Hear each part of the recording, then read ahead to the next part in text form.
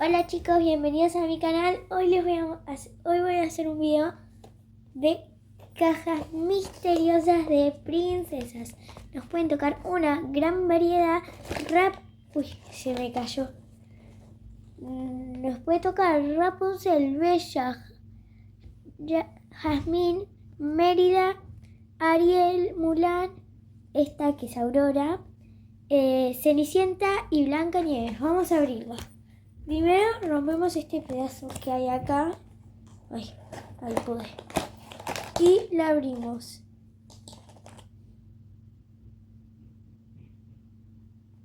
Y nos sale Ariel. Aquí la tenemos.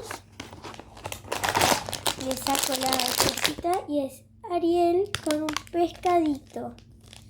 Que es Flounder, que está acá.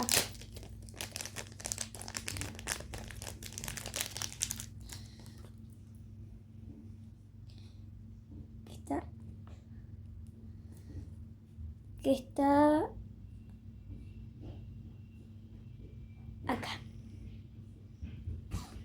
Que nos tocó a Ariel.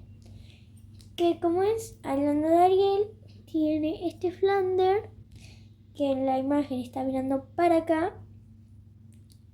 Y también tiene esta cartita que venía en la caja, que es tipo Ariel. Ahí. Después la bolsa es así. Y ahora vamos a abrir. Sacamos esto. Y acá viene una bolsita que vamos a ver. Que es el zapato de cristal de Cenicienta. Abrimos, sacamos. Y es Cenicienta. Y aquí tenemos la carta que también venía, que la vamos a colocar acá en el campeón. Así lo colocamos. Ahí está. Y vamos con la última caja. Esta ya se le había salido esto. Y vamos a retirar. Y vamos a abrir esta. Primero abrimos. Y no, nos tocó repetir Ariel. Le colocamos a Flounder.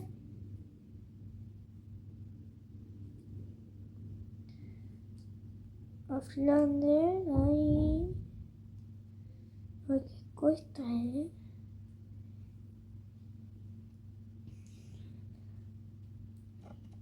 A Flounder. Y acá están las dos Ariel. Bueno, por lo menos nos ha tocado una distinta.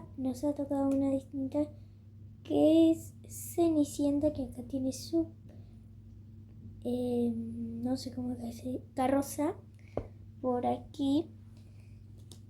Y bueno chicos, espero que les haya gustado este video.